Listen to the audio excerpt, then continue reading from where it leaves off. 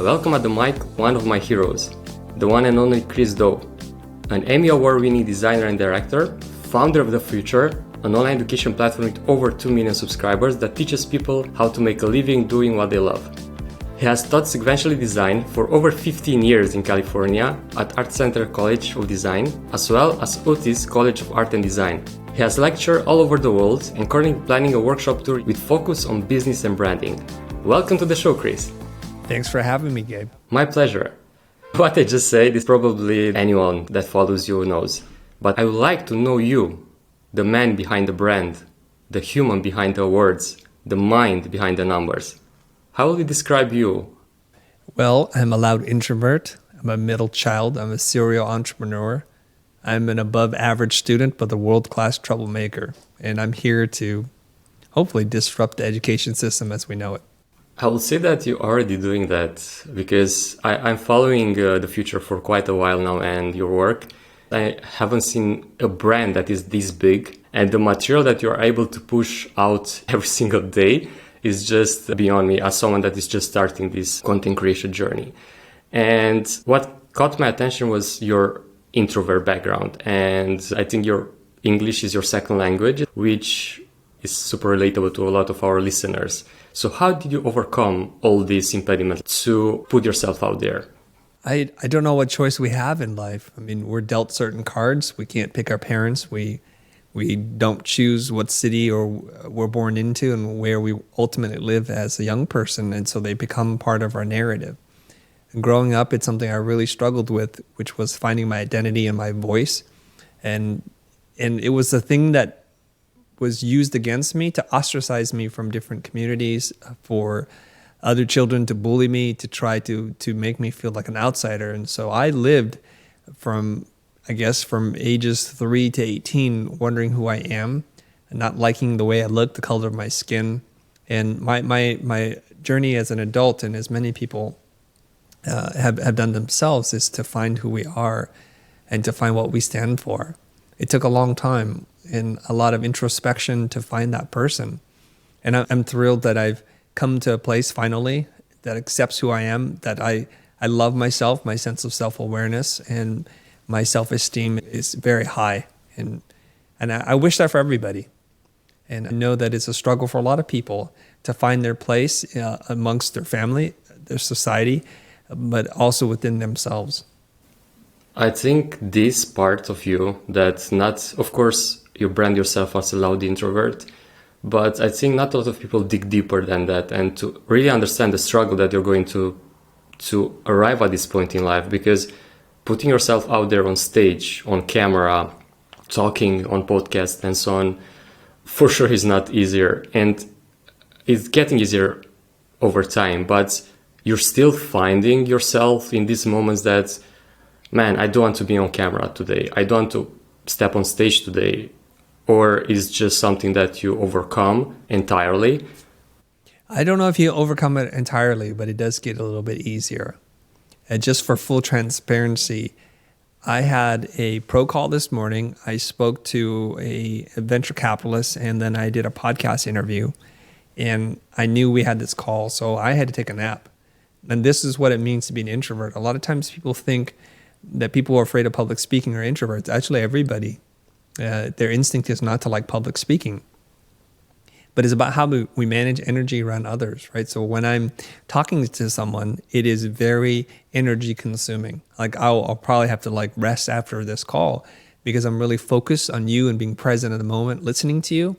And when I was younger, I thought this was a liability, that I wish I were more talkative. I wish I were this social butterfly, being very gregarious, as I see these other people who are quite popular. And it's something I didn't like about myself. But then later on, I realized there's two sides to almost every condition in our lives.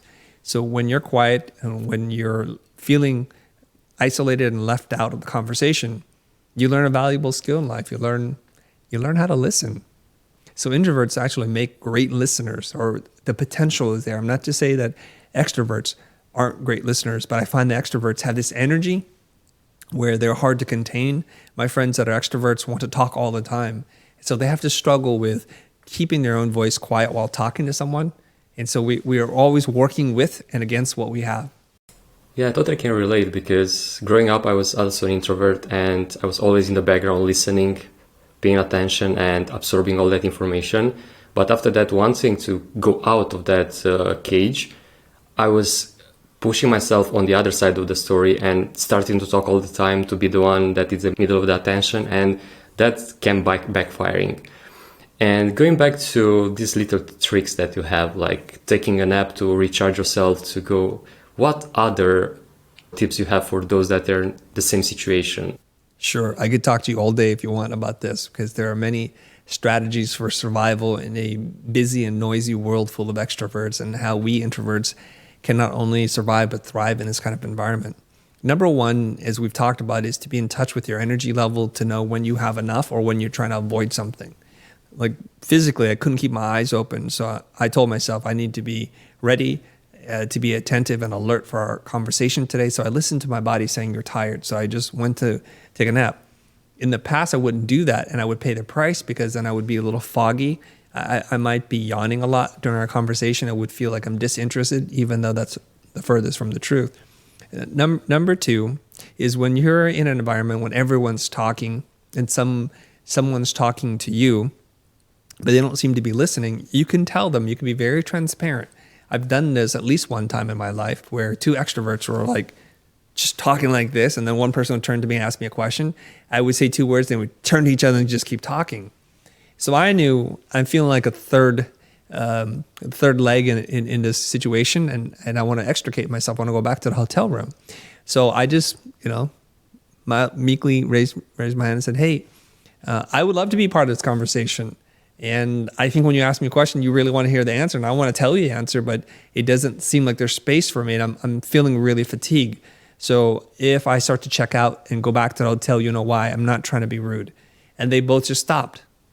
They turned and they allowed me space to speak. And sometimes that's what people, extroverts, need to hear from us, is say like, I'd like to participate. I have something I want to share. Would you be interested in listening? If not, I'm not offended. It's okay. You guys do your thing. I don't want to ruin the energy you all got going on, but I'm going to go back to my room. And just doing that and not being the victim in a situation and taking control of it, I think that's helpful. The third tip I'll give to someone in my situation is try to match and mirror people's energy and then bring them down to your level. I did this live on stage at Creative South last year, where there's this guy, he's the host, he's super extroverted, and he's like, let's try, Chris. So he would come up to me and pretend like he wanted a conversation with me. He's like, so hey, Chris, I saw that you're here and blah, blah, blah. He would just talk really fast, right? And then I mirrored his energy. I'm just like, oh, hey, it's great to see you. But you know what? I have a question for you. So we lead and we pace. So I match and mirror his energy. So we're connecting. And then I just brought my energy right down. And you know what happened? He brought his energy down. And the people in the room who were introverts, like, they gasped a little bit like, oh, that's how you do that. So those are a couple of things that I can share with you. Well, thank you so much. Those are brilliant advice, especially when you're around someone that you mentioned, the third tip. I don't think they are doing it intentionally, but they seem to crush introverts with their voice, with their presence, and talking all the time, and can be overwhelming. But that tip, I will definitely try to use myself as well in this type of situation, because for sure helps.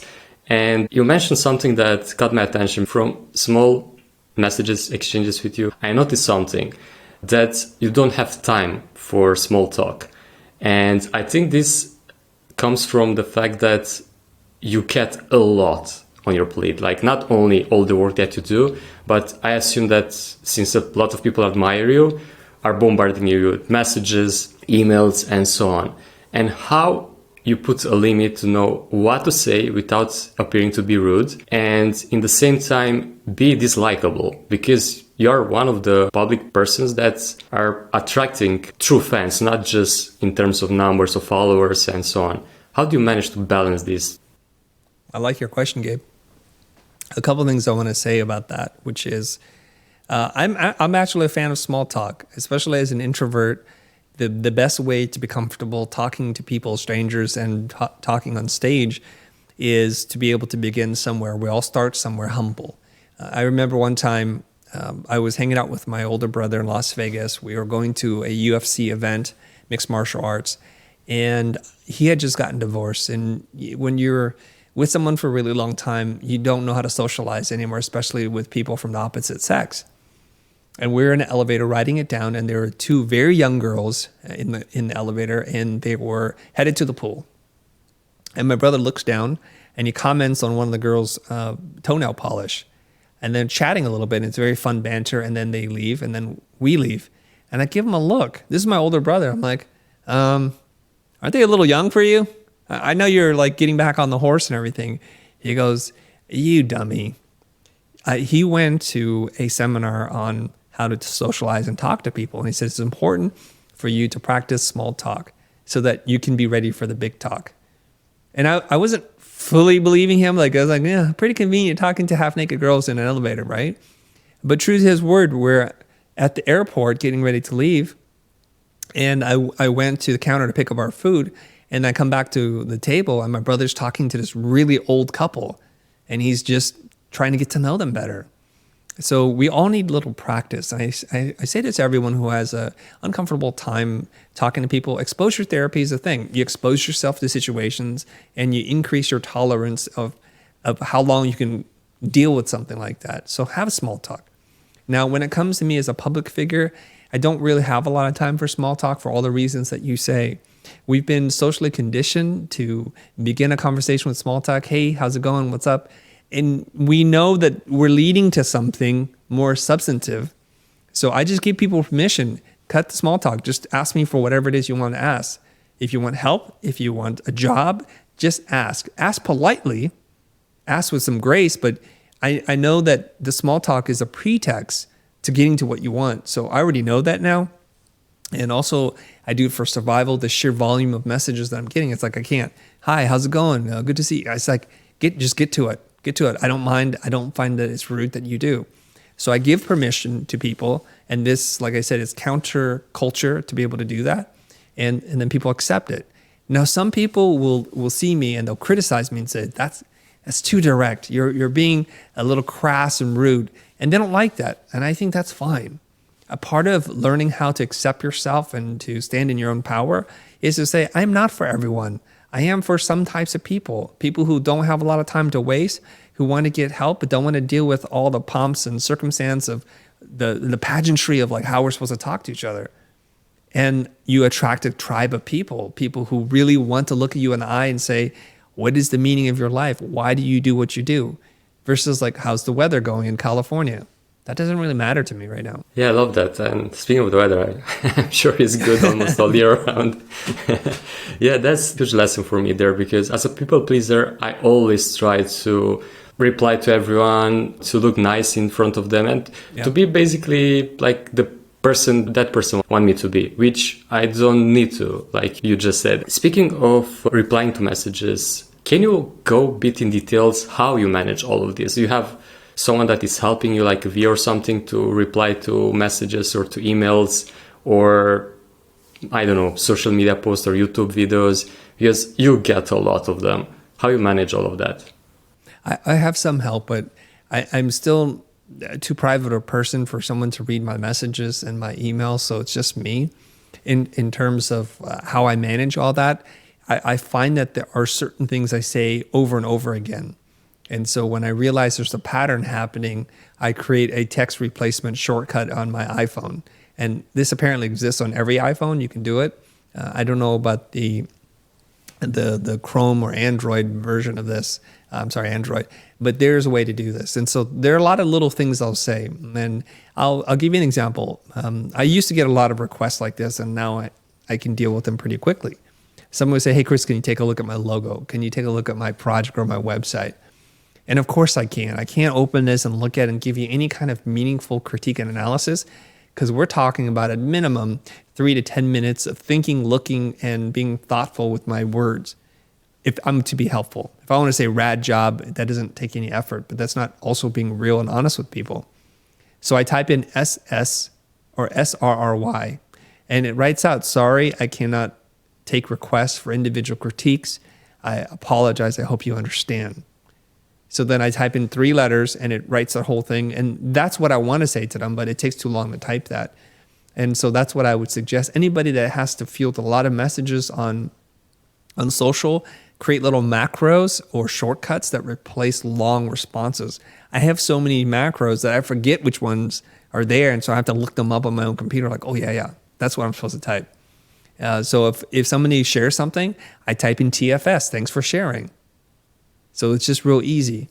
In terms of the content that you see, because people are like, you're on vacation. I see that you're chilling and yet you're still posting. What is going on? Okay, well, this is where I do have, I don't consider them virtual assistants because they're more important than that. They're part of my content team. They don't work for me full time, but they're part of my content team.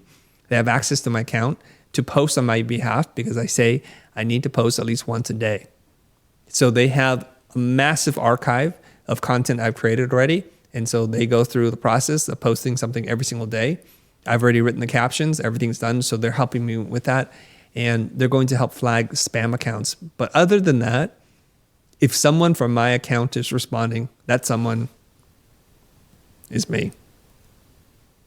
Wow, that's unexpected because at this number of followers, I didn't expect that you to actually reply to messages or to emails and so on. Just starting out and already struggling with this, and I was like looking into solutions, how to deal with everything to reply to everyone.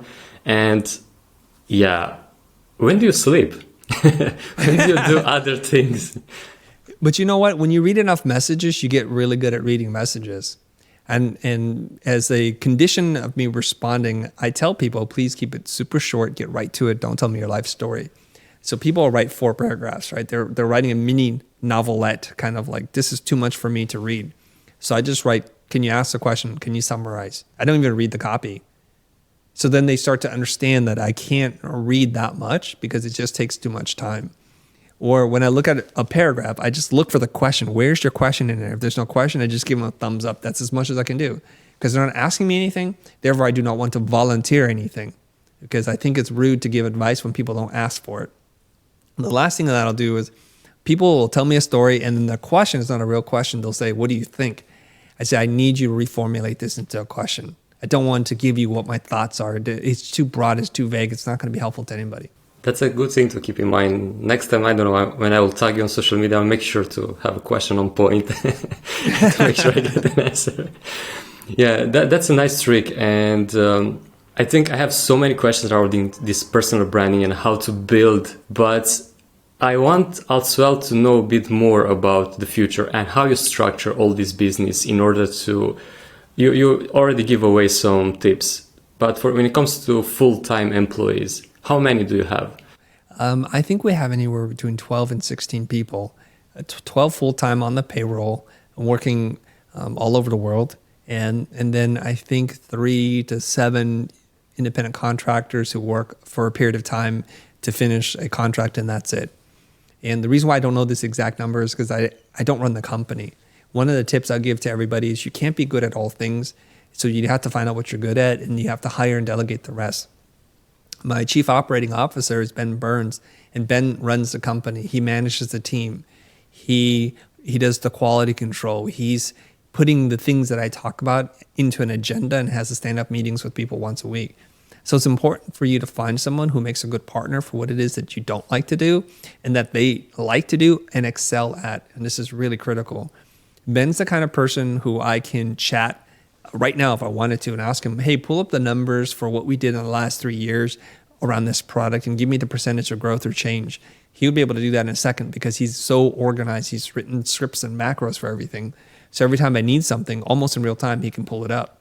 Now, if you were to ask me where the Photoshop file is for the last thumbnail, I'm like, really good question. I don't know. It's somewhere on one of these drives and I got to hunt and peck for it.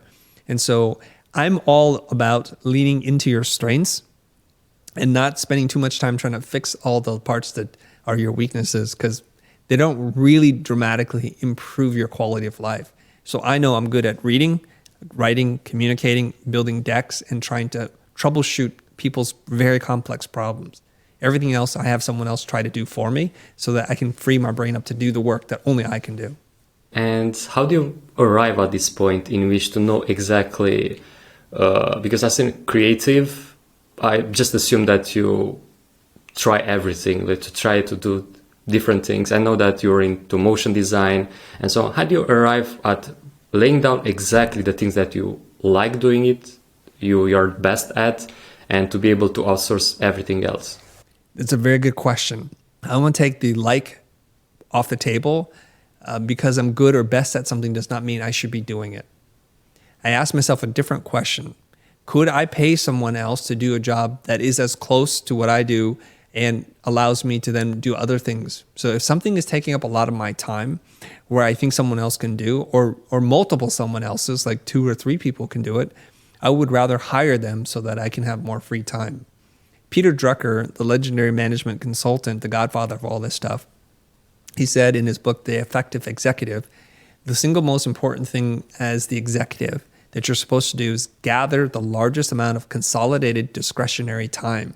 That's a lot of words, right? Gather the largest amount, consolidated discretionary time, because he says if you look at the schedule of any executive, now you're the executive of your company, whether you have 0 employees or if you have 100 employees, what you have to do is figure out what activities are stealing your time, because the most important thing for you to do is sit down and to be able to have a clear table with no agenda so that you can do nothing but think.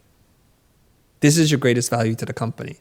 So when you're working on a Photoshop file for something or building an animation, that's taking away your ability to think, because the entire rest of your team depends on you to be able to look towards the horizon and spot any potential things that might damage the ship, like a giant freaking iceberg.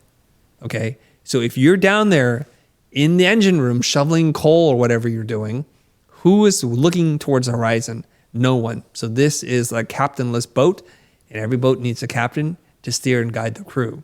This is the most important thing. So whether I like doing it or if I'm the best at or whatever it is, that it is completely irrelevant. Now, I will save a few things, even though someone else could do, for me to do, because it gives me pure joy.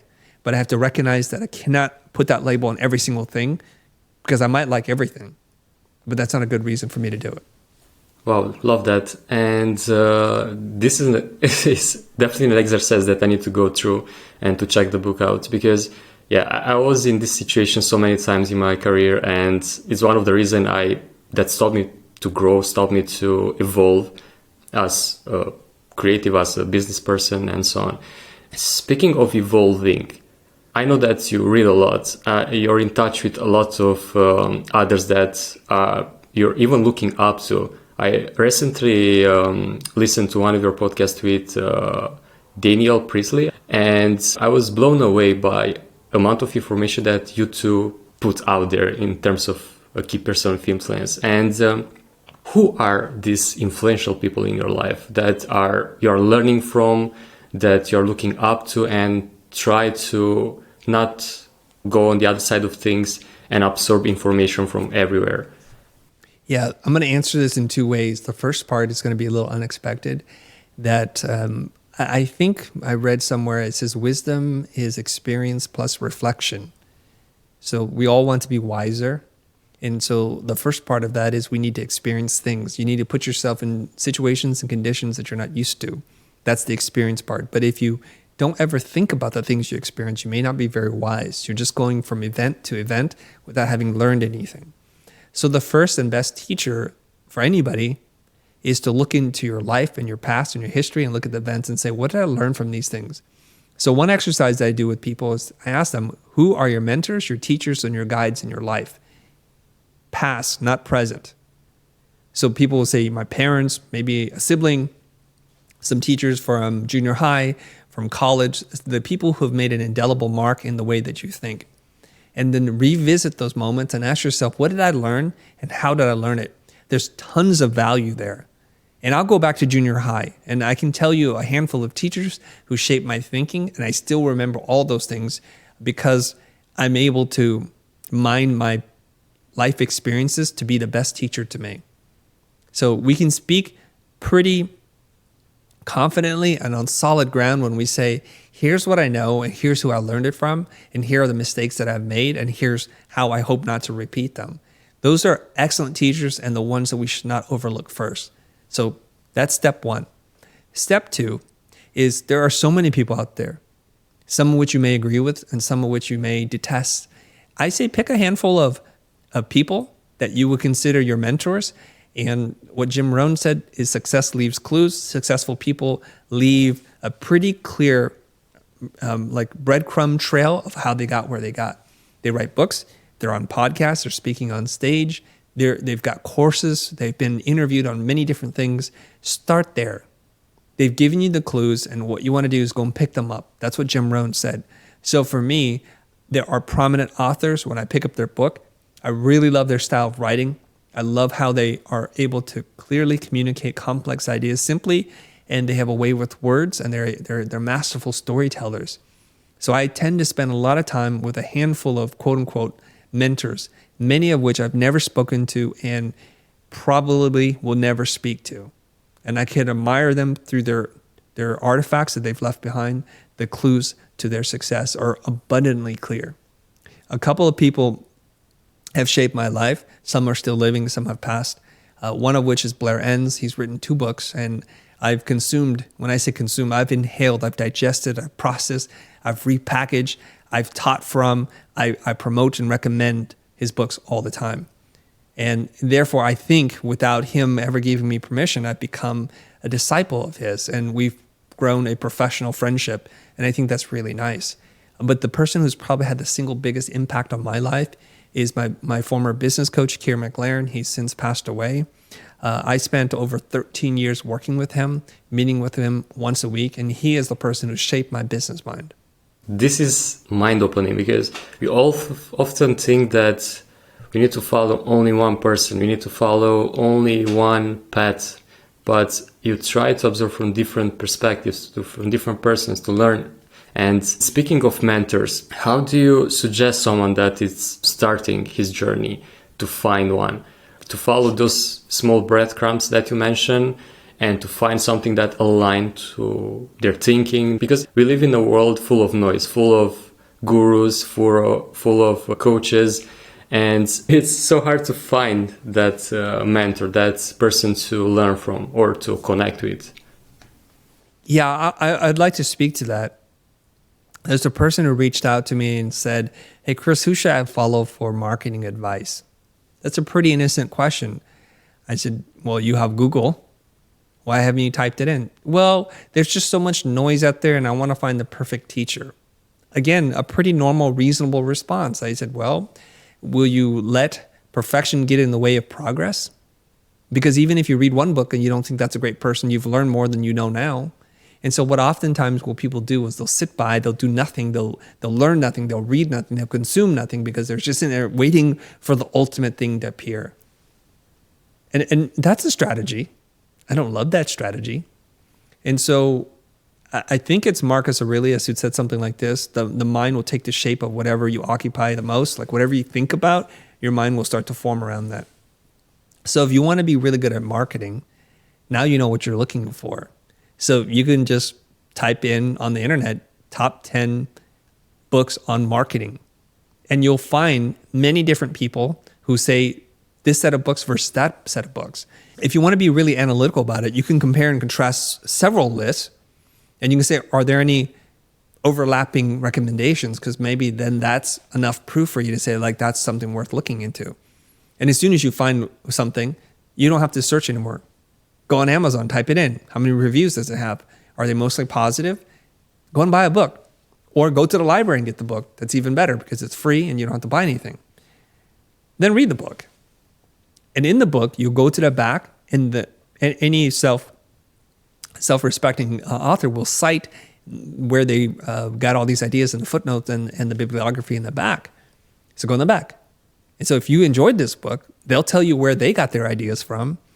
And sooner than later, you'll find a whole source of resources that you trust, that you like, that are mind expanding. Why not do that? It's really not that hard. So I think anybody who says to me, I can't find a mentor, I just think that's an excuse. That's a strategy for not doing anything. Yeah, beautiful advice. And when it comes to books, I know that you write at least one book, A Pocket Full of Dough. What was the reason behind it? The story isn't super inspiring. I'm going to tell you to you because I want to keep it real with you, okay? So several of my friends and fans are like, "Oh, I love the way you think and your tweets and what you write about." you should really write a book. And I was thinking, I'm not a writer. I don't have time for this. And they kept saying it over and over again. So I'm like, fine, I'll do it.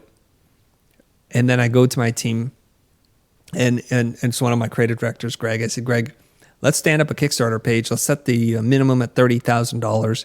If we raise $30,000, I'll write a book. Thinking that I'm not going to raise $30,000 for a book. And sure enough, we hit $30,000 in raising money for a Kickstarter campaign in the first week. So by the time the campaign wraps, I think we're at $87,000, and it blows my mind. Not because it's $87,000, but because there's a top tier pledging for 5 people to give me $1,000 for a book. And they were gone.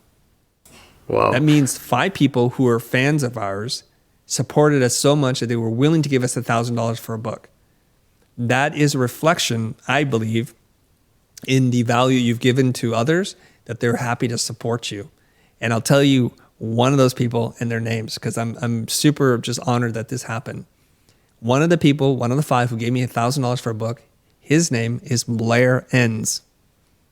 So a guy that I admired, that I've looked up to, that I've talked about, that I know from afar, had recognized that I also help by recommending his books, and he sells books. And so he's like, let me support you. And then later on, he told me, he's like, if there's anything you ever need, you let me know and I'll help you. That's beautiful. And how often this can happen? Like someone that you look up to is just, I don't know, coming out of the blue to support you in something that you didn't even want to do in the first place. It's just, I think I don't know the feeling of that. I just can relate to something that just happened recently to me. It's this person that I look up to, and I sent him a direct message to be in my podcast, and here he is. So yeah, it's just, yeah, this type of feelings I think are just good thing. And after you write that book and you put it out there, what are the benefits? Because I'm seeing a lot of people that are building their personal brands. They are going fast, even if they are just at the beginning. One of the steps they are taking is to write a book. I want to know, what was that effect on you and your business? I wrote the book as a love letter to our friends and fans, to say I've spent the time, it was painful to write the book, to put my thoughts together so you have one convenient resource, so you don't have to hunt and peck all throughout the internet. As searchable as it is, sometimes I can't even find my own stuff. So it's nice to have one source for it that people can reference, and I think that's a good thing. The first reactions was, what is taking the book so long? And so some of my supporters like, cancel my order. This is taking way too long, and I have to apologize because it took a really long time. And this is, talking about Blair. Blair said something on one of his podcasts. The reason why it takes so long to write a book and why it's so painful is because you can't unpublish a book. Once you publish a book, it's out there, whether it's 1,000 copies or 10,000 copies or 100,000 copies, you can't take it back. So writing a book is a process of a lot of soul searching and purging your thoughts and your demons and laying it to bear for the world to see. And so you have to grow and change in the process. And so not everyone's ready for that. And the secondary and third wave of reaction has been super positive. I was mostly joking about the negative feedback, like, why is it taking so long? But to this day, and it's been years since I published the book, there are still people who are buying it, who are sharing on social saying, this is my go-to book. There's so much wisdom and nuggets of gold that they reference the book over and over again. So in a way, I'm having the effect on some stranger that I've yet to meet, I hope I'll meet one day, that others have had on my life. And so it's really neat feeling inside to be able to kind of carry that on. I've benefited from the knowledge of others, the wisdom of others, and now I get to play a small role in passing it on to the next group of people, which feels wonderful. I will say this though, there are a lot of people who write books for the wrong reason, because writing a book becomes a business card, as I've heard about, or as I've heard it described, and it becomes part of a marketing funnel, and to quickly establish that you're some authority or expert in a specific field. And I read some of those books, and they're pretty garbage. And I'll tell you how you know. When a book is filled with promotional links to other materials, and you feel like they left you at the altar, like in a wedding where I thought we're getting married, but there's nobody here. So I paid for your book to learn something, but it feels like the thing that you want to say is not in the book, because now you want me to go and click and give you my email address so that your email marketing funnel team can start attacking my inbox. that leaves a bad taste in my mouth. A, the book isn't very good, but B, it's disingenuous. So my feeling is give in as generous way as you can every time you create a piece of content, because that generosity will come back to you, not in the way that you think, but it will come back to you in exponential ways. Now, if you ask me in 2014, when I recorded my first YouTube video, would I be talking to some guy, what time is it? At 6 o'clock across the world or wherever you're at, and have a small legion of fans? I would say, no, I just didn't know that that's possible.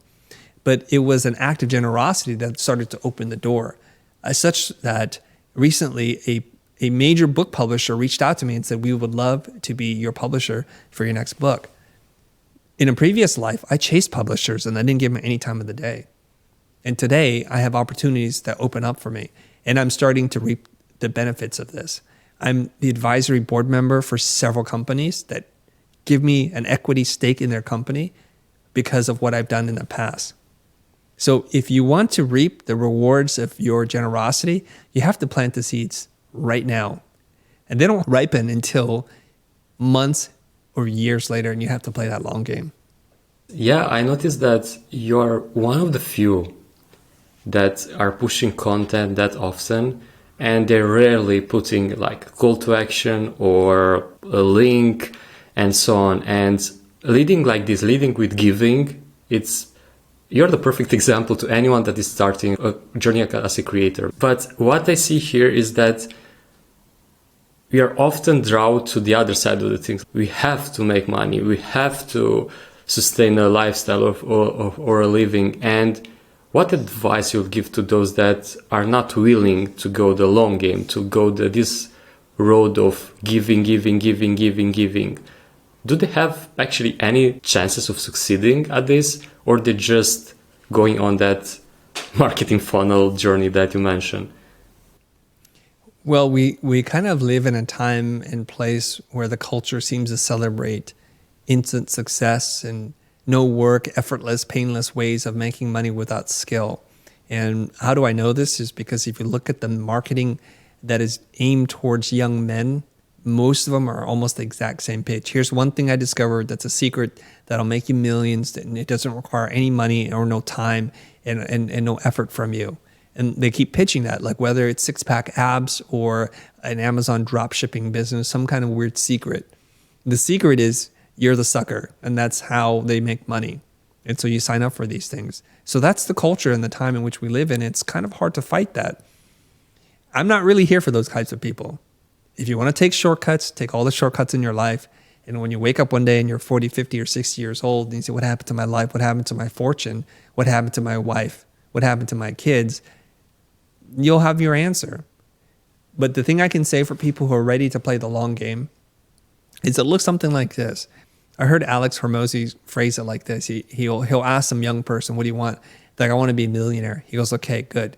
If I tell you to do something and you do it for 5 years without any financial reward, but on the 5th or 6th year, when I say you're done, you'll be a millionaire, would you do it? And most people will say no. They'll say no. And that's the reality. Of course, he's emphasizing a potentially fictional scenario, but most people won't.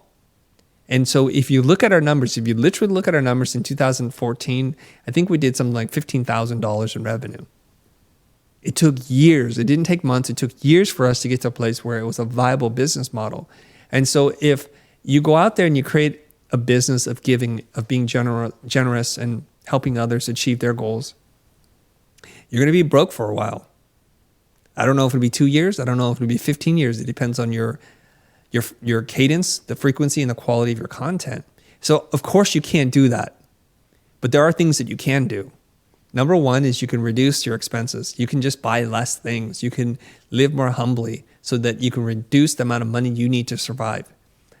In fact, you can move back in with your parents if you have a relationship with your parents, or with your girlfriend or your boyfriend, and just move back in with them and try to reduce your costs and have a clear and open communication with them to say, I need your support. If you're willing, I need to do this for about 5 years, and I have a plan. I'm going to work on this and hold me accountable. But in 5 years' time, I will achieve this level of success. And hopefully they'll support you. The next thing that you can do is you go out and you do some kind of job that isn't soul sucking, but helps you to pay the bills.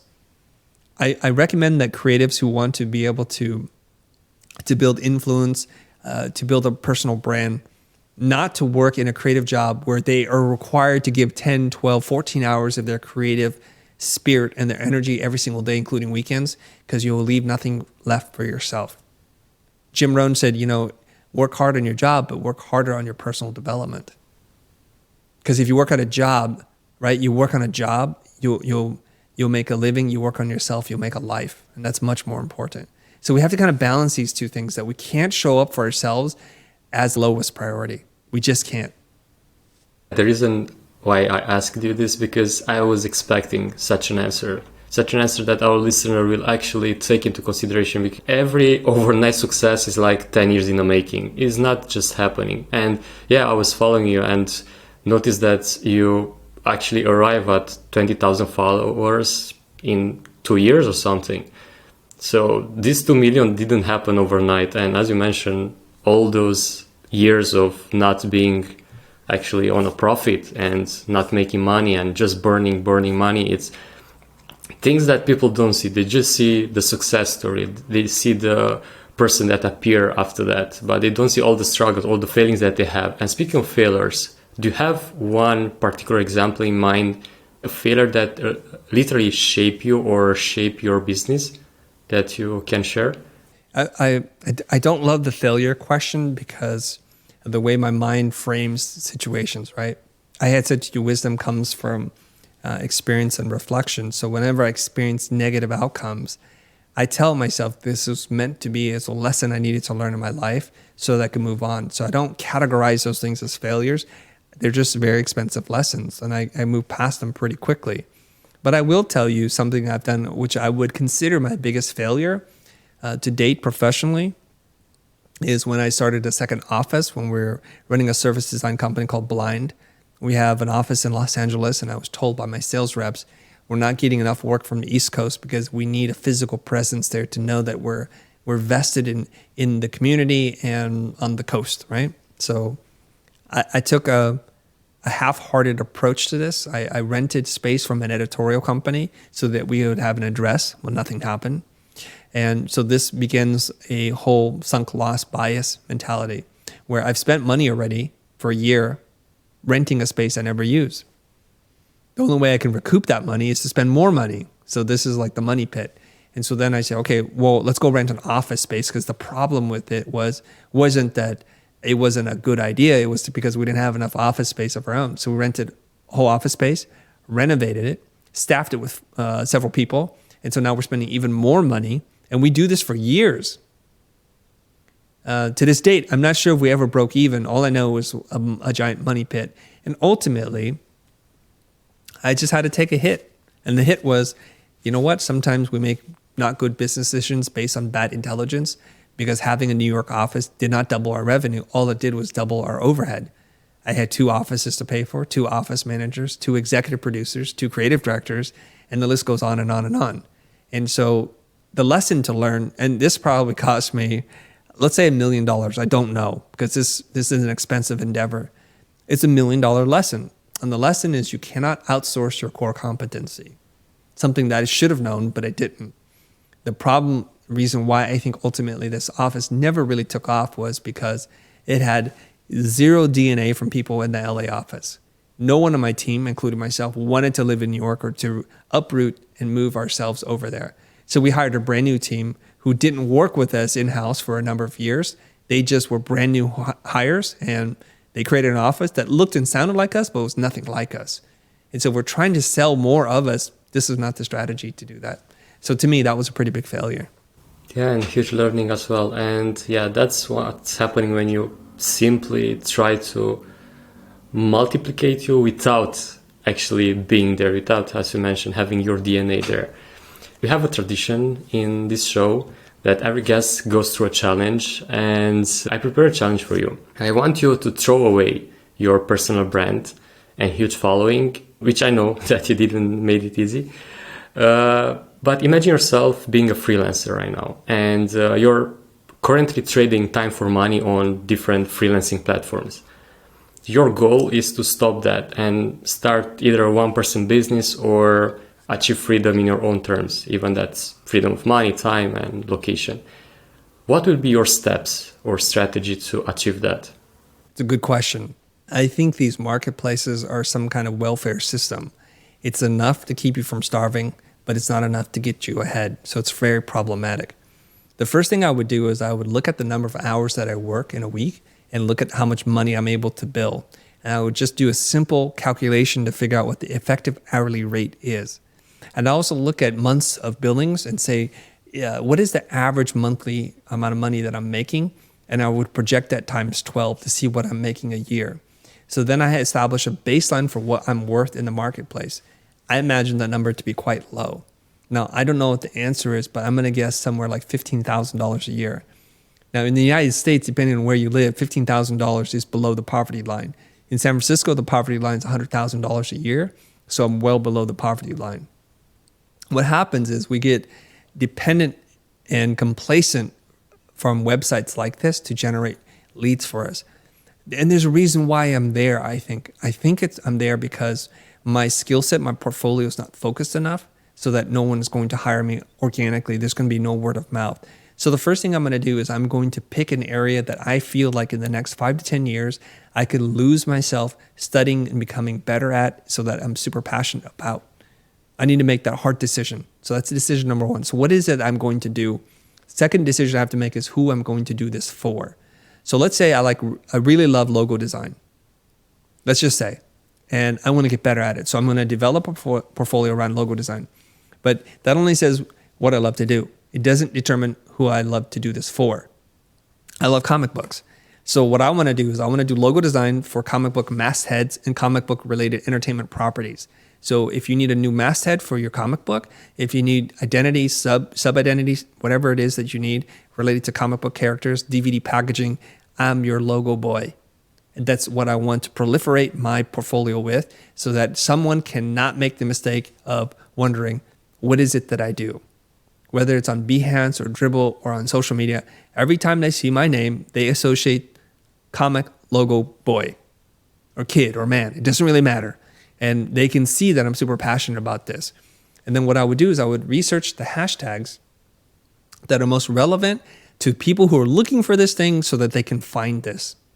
This is important to me, right? And then I would do my best to appear on any podcast, any YouTube channel that talks about anything that related to comic books, and I would geek out. I would volunteer to do work for them. I would help them in exchange for mentioning me or promoting me as just an act of goodwill. No contracts. I will help you. Please help me too. And I find that most people, not all people, most people are generally good. Like I'm a humanist, I'm an optimist. So I think if you help people and you do it out of generosity of your own heart, when they meet someone, they're like, you know what? You got to talk to Chris. He did our channel logo. And then they tell friends and friends tell friends and things start to move in the opposite direction because I need to wean myself off of these marketplaces and building direct relationships with people. And my goal is very simple. My goal is to have some work that is recognizable, that has some media attention, such that I can leverage that for much higher paying work. So what I would do is develop a press kit and a whole case study, and I would build this out really big. So just because I design a logo doesn't mean I'm only going to show a logo. I might make a sign out of it. I might make sample mock-ups for comic book covers. It's limited edition packaging, a hardcover edition, a graphic novel, black and white edition. Maybe I'll make a step and repeat pattern for a red carpet event. Maybe a limited edition tin case that I'm going to design. So because I love this so much, you can't stop me. I'm just going to work on this over and over again. I'm going to go to conferences and conventions, and I'm going to hand out a business card. And then everybody that I can meet, I'm going to tell them I make logos for comic books and entertainment properties. If you know anyone that needs help, please consider me. I might even make a t-shirt that says that. And I might use a very bright color and be a little bit obnoxious so that when people see me, I don't look like everybody else. I don't want to just be different. I want to be radically different. And I want to lean in on the differences, the things that make me unique so that I stand out from the crowd. I think within a year or two of doing this, I will have an established business that no longer sells time for money, that I'm selling project-based fees. And I'm starting to work with maybe independent comic book publishers. and people who want to work in that space and the adjacent industries around them. Wow, that's a short masterclass right there. And I wish I can listen to this like years ago when I was a freelancer to actually fast up my journey. Of course, it's not going overnight, as you mentioned. It can take years to build this. But having this knowledge and starting to apply it, yeah, wow, I'm simply speechless. And hopefully our listeners get the pen and paper and start taking notes and putting out the work. And before wrapping it up, I have this time a request from you for our listeners to make a short challenge that they able to complete in just 24 hours to drastically transform their freelancing business. Okay. If you don't already have a LinkedIn account, first of all, get on LinkedIn, create an account. It's the most untapped place where the algorithm is the most generous of any social platform that I know of. There's a stat that came out, less than 1% of LinkedIn users actually ever create a post or a piece of content. That means you have a huge advantage, whereas on other platforms, people are creating content all the time. There isn't a lot of content on LinkedIn, relatively speaking, and they're starving for it. So if you ever want to see one of your posts pop that's much bigger than the audience you currently have, create a piece of content on LinkedIn. I'm going to tell you how to do this, okay? I want you to start at the end. I want you to think about giving someone a gift. And the gift is a piece of knowledge that you have, something you've learned. And the more contrarian it is, the better, meaning it goes against the grain. So here's something that no one knows. Here's one secret, or here 3 myths that people think about building websites or logos that you're going to correct, or 7 things you've learned about building X, Y, or Z. And I want you to give it all. Be super thorough, include steps, key learnings, and stories. Speak from your personal experience, your own lived experiences, not from things that you've read. And include one personal photo. And the photo doesn't even have to relate exactly 100% one-to-one to what you're writing about, but it should be a photo that captures people's attention. It should not feel like a highly polished studio photography photo. It needs to feel real. So one of my posts that got a lot of attention was when I showed a photo of one of my first office spaces, which was out of my house in Venice. And it was using Staples or Home Depot furniture or Office Depot furniture with a wooden door as a tabletop and 2 makeshift IKEA legs, and just showing people how it began. So that is me mining my own photo archives and sharing that with someone to say, like, not everything begins and ends the same way. That big things big things have humble beginnings, and that for all of you to stick to what you're doing and do not give up and do that. So it got a ton of likes and shares and comments, and that started to get the snowball rolling, and it just built momentum from there.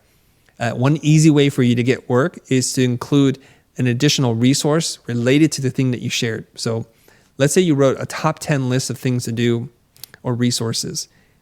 Write about 5 or write about 7.